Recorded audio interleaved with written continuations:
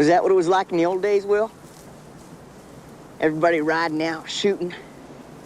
Smoke all over the place, folks yelling, bullets whizzing by. Most people can define what a Western is, even if they've never actually seen one, because its codes and conventions are woven into popular consciousness. They generally involve cowboy hats, frontier towns, and swinging saloon doors. There are spurs and horses, a decent serving of animal cruelty,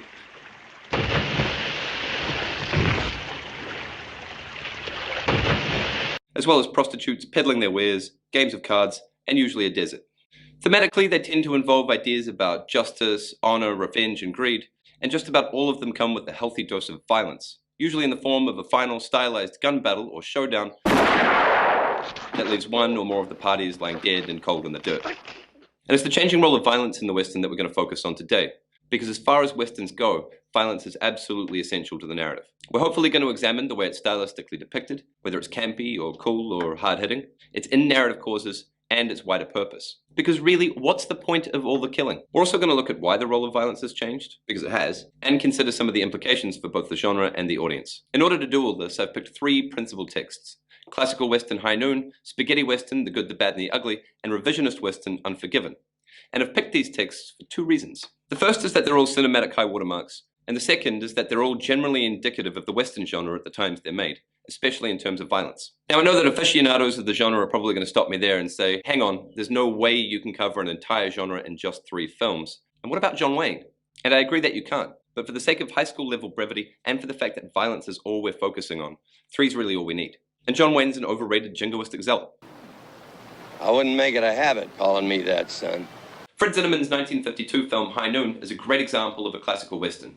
Why is it so important to you? You don't care if I live or die. Come on. Don't shove me, Harv. I'm tired of being shoved. Pretty sanitized in terms of violence, it's a clear reflection of the age in which it was made, and the way it depicts violence is generally indicative of other Westerns at the time.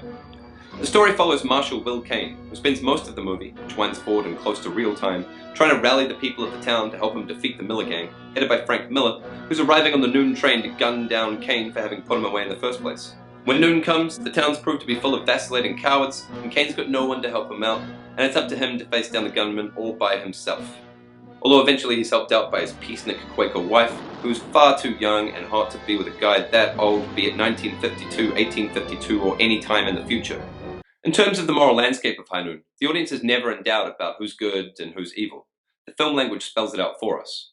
Good, evil. Even though the film builds towards the climactic shootout at the end, there's always a sense that justice is going to prevail and that Kane is going to come out on top. While the final scene contains 4 deaths, the whole thing feels a bit like a stage play. There's no real blood, no moaning, no agony. The violence is strictly there as a test of Kane's strength of character, something he has to rise to the challenge of. Why is it like this? Well, for this we can point to some of the restrictions of the Hays Code. As well as preventing the explicit depiction of any blood or gore, the code also demanded a happy ending, where the forces of law and order and justice prevailed over any alternative. Apparently one of the code's more arcane stipulations was that you couldn't show a gunshot and a death in the same take. There had to be a cut between the two, thereby distancing the audience from the reality of the violence. Which is why in shots like this, you see the camera cut away before the guy dies. Miller! Using High Noon as our control, let's now TARDIS our way across the Atlantic and 14 years into the future and have a look at how violence is depicted in Sergio Leone's iconic spaghetti western, The Good, the Bad, and the Ugly. Were you gonna die alone? Immediately you can see a huge shift in the scope, style, and point of the violence. A shift that fundamentally redefined Western violence and arguably movie violence across genres. Spaghetti westerns were called spaghetti westerns for 2 reasons. 1, they were generally made by pasta-eating Italians and shot in Spain, with gypsies doubling as Mexicans. And 2, they were pasta sauce bloody. With buried treasure as the MacGuffin, The Good, the Bad, and the Ugly hangs, tortures, and blasts its way across the desert, and in the process numerous extras die without ever being characterized. Most of the death occurs as if it's basically part of the scenery. And when Blondie picks up a bad guy, the style of the filmmaking, the more iconic soundtrack, and the cold glint in Eastwood's eye all definitely suggest that what has just taken place is cool. And it is cool.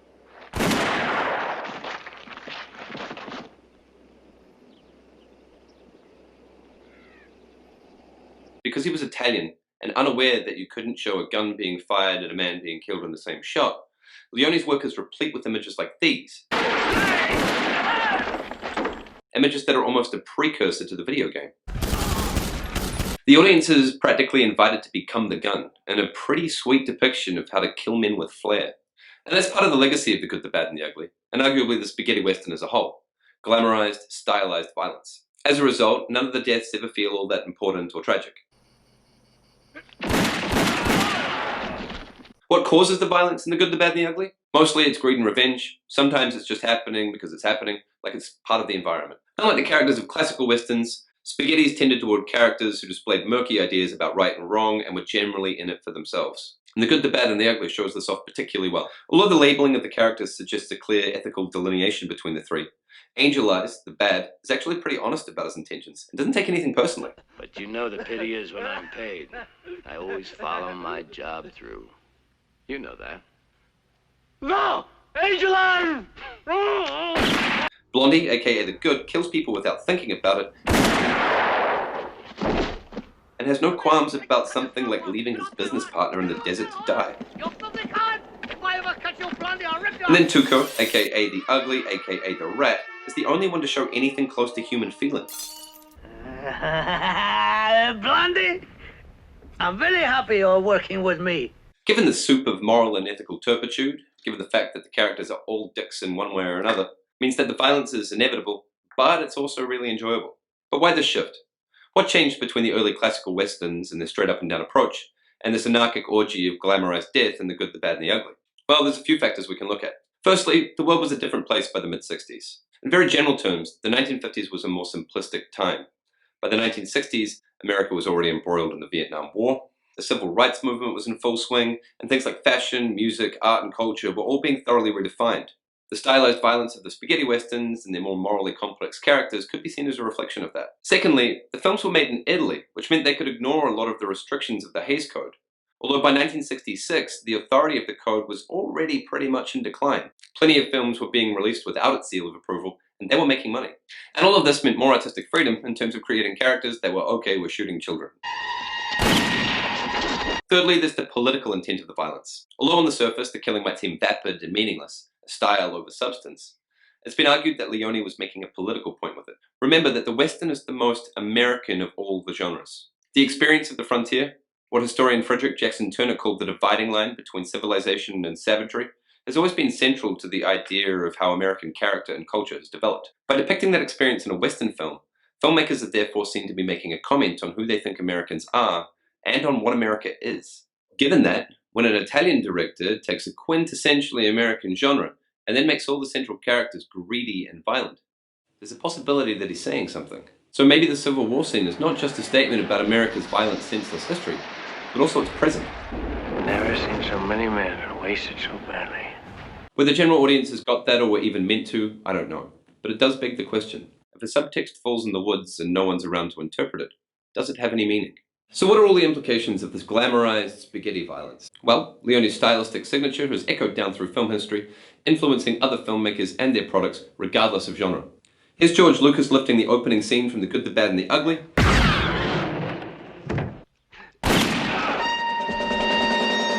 And here's Vince Gilligan borrowing some of Leone's established aesthetic in Breaking Bad. Say my name.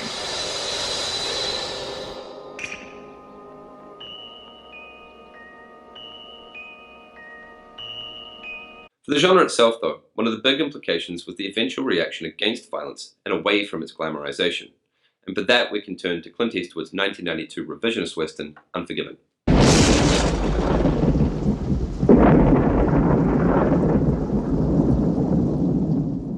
The second western in 3 years to win Best Picture, Unforgiven's catalyst to violence is a woman laughing at the size of a man's penis.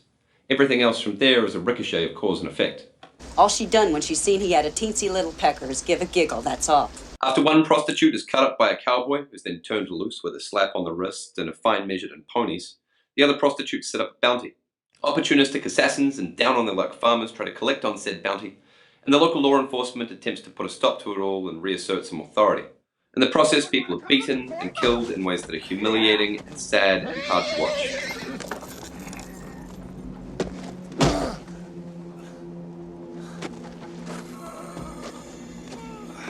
When Little Bill beats English Bob in front of onlookers, the audience feels the blow.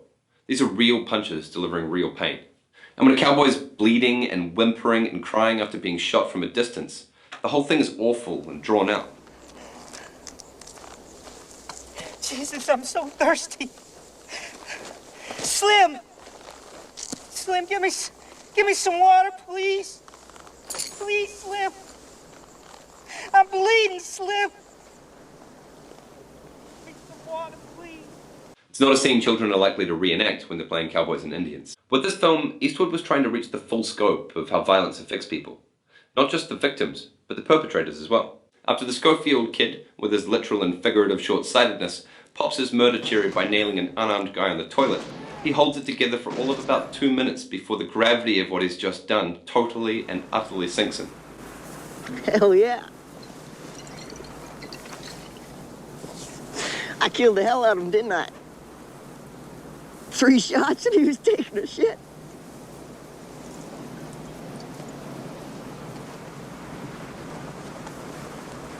Take a drink, kid. The real violence mirrors the real moral messiness in the film.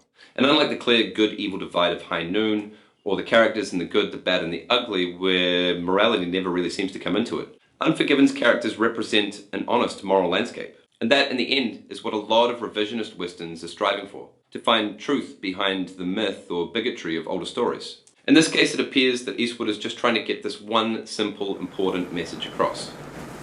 It's a hell of a thing, killing a man.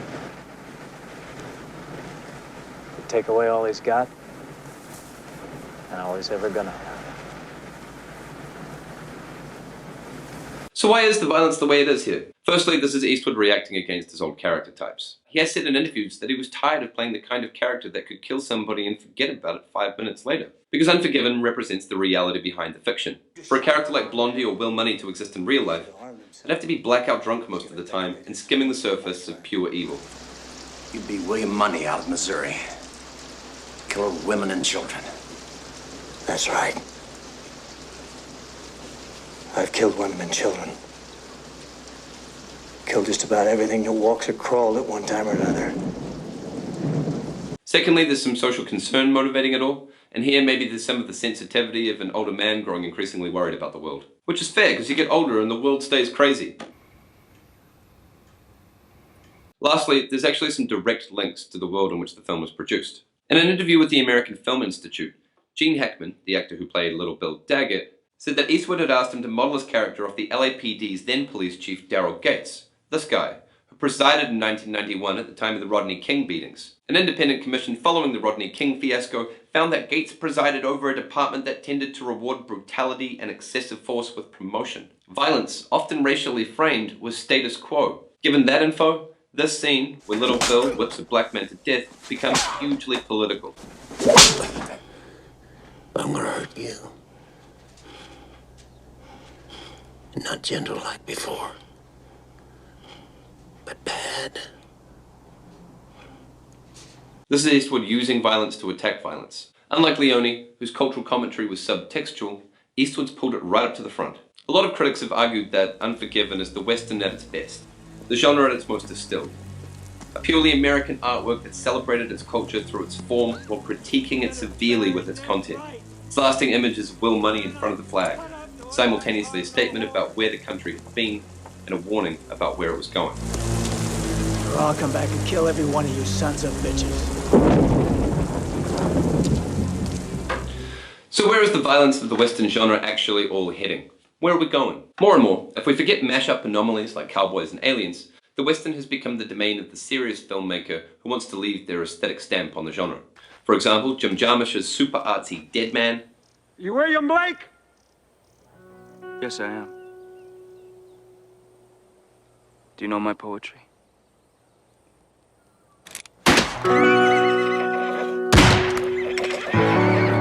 Or Tarantino's recent stab at the Western with Django Unchained. That's good to know. Contemporary Westerns, like No Country for Old Men, which swaps horses and six-shooters for pickup trucks and Uzis, have basically ramped the violence up. The violence, in its own way, has sort of become the point. It's a statement about the world, where things have become messy, confusing, and nihilistic, and the violence just washes over people. Will you hold still, please, sir? The genre's also been thoroughly globalized. As it turns out, its tropes and codes and conventions all slot quite nicely onto any global experience of frontier life. And the violence in these new settings can work as a lens into that country's contemporary culture. Just have a look at The Proposition, an Australian Western that examines some of the dark parts of Australian heritage, like the wholesale roundup and destruction of the Aborigine. And of course, in the comparatively new medium of video games, we've got works of art like Rockstar's Red Dead Redemption, where the player themselves becomes the agent of violence, and how they play says a lot about their own internal frontier. Whether they're the kind of champ that defends the honor of a wayward damsel, or whether, William Money-esque, they're a killer of anything that walks or crawls. And I think we're done. Are we done? I think we're done.